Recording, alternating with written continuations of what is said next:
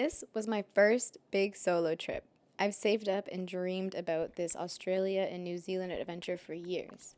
I was spending some blissful me time in Cairns, which is the only tropical part of Australia. I decided to go check out the vast and remote wilderness of the Great Barrier Reef. And I was also fiending to get into some water because in Palm Cove, where I was staying in Cairns, the beach by me had saltwater crocs. Yes, crocodiles. So I said, no, thank you. From my past snorkels, I learned that it is important to buddy up with somebody when you are solo for safety. I saw only one other person on their own, and they seemed to be a noob. So I asked if they wanted to buddy up, and he happened to be Sean Manea, a very nice guy.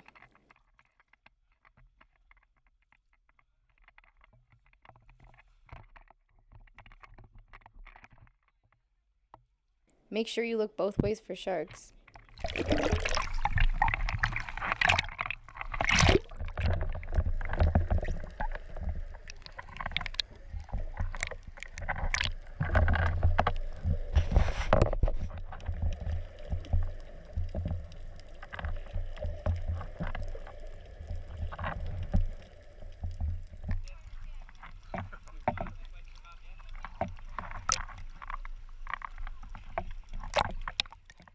The Great Barrier Reef is so large that you can see it from space. It's a 2,300-kilometer stretch of coral reef, colonies of animals and organisms, and other grasses and plant species, which makes it the largest structure on our planet. Despite all of that, due to climate change, carbon emissions, and overfishing, the reef is in serious danger and is in much need of our protection. I got hit with a dose of reality that day because I thought it was going to be scenic, like Finding Nemo. But the vibrance, lushness, and life was not there. I kept on thinking maybe once we get further out, it'll come, but it didn't.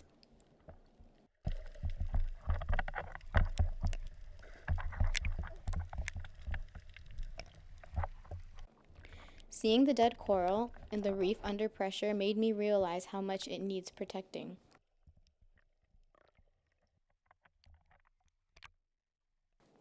Some may argue that these tours add damage to the reef, but I also learned that with every tourist that visits the reef, it helps in a way. And that is because each amount of money spent contributes and goes directly to the care and protection of the reef. During the boat ride, the tour guides educated us about the health of the reef and taught us about some of the fish that we were going to see. I grasped a richer understanding about what is going on down under. During 2016 to 2017, there was a tropical cyclone that affected 80% of the reef, which explains all the damage and why I saw so many homeless looking fish. Despite the fact that the reef was not what I envisioned it, I did not regret checking it out and learning about it. I would recommend it to anyone who aspires to go to Australia. For me, it was a once in a lifetime experience. This was the first snorkel out of three. Unfortunately, I missed the second one, and it was probably a good thing because they told me that they saw a small shark, and I don't know how I would have acted if I saw one. So it was kind of for the best.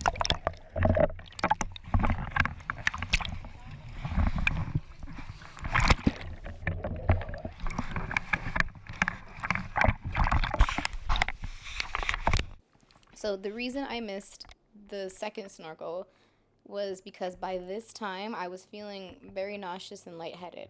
I didn't realize that I was getting a heat stroke because being in that strong Australian sun the whole time, not drinking any water or eating food was a very bad combination. I fell asleep on the chair, and a lady that worked on the boat came up to me with some Gatorade and a pill. And she said to me, she said, take these. I promise you you'll feel better. She's like, you spent too much money to be missing out on this experience. So I listened to her, even though you shouldn't be taking pills from strangers. But she was right. I made it out for the third snorkel feeling refreshed.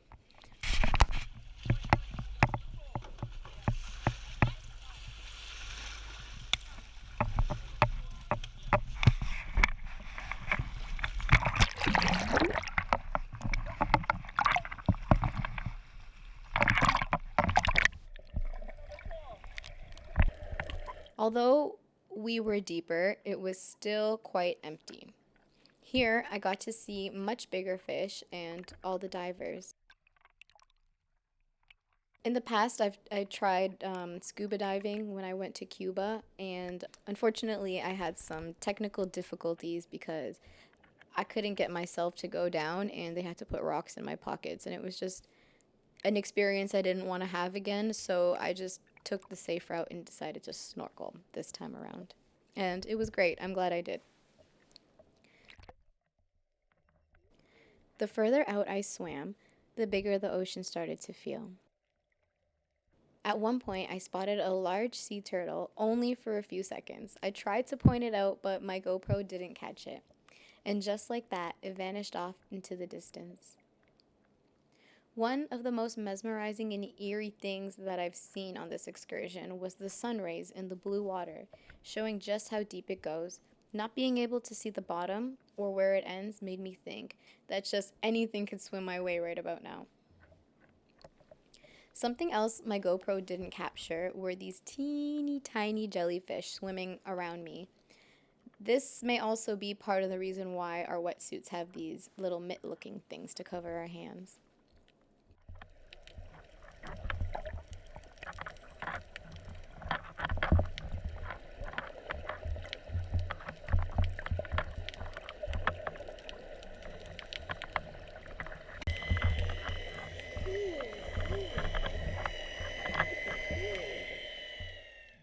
Experts say it will be difficult and require much dedication, but there is hope for restoring the reef.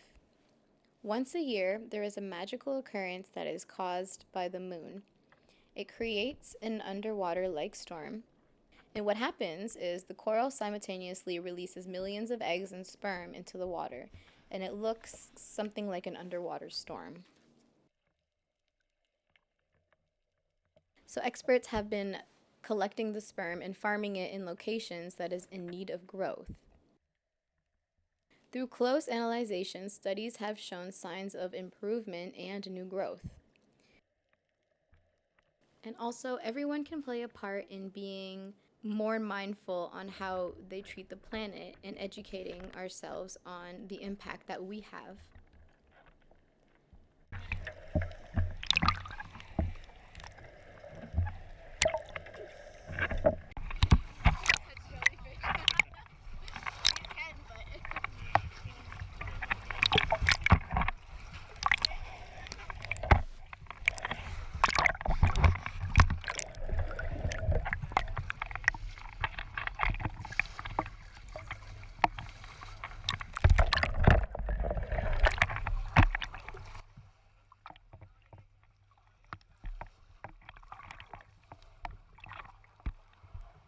So here at the end, I was struggling a little bit. These flippers aren't that easy to take off in the water. And also, I hate wearing a wetsuit. I find them very uncomfortable. But I understand it is for our safety and protection.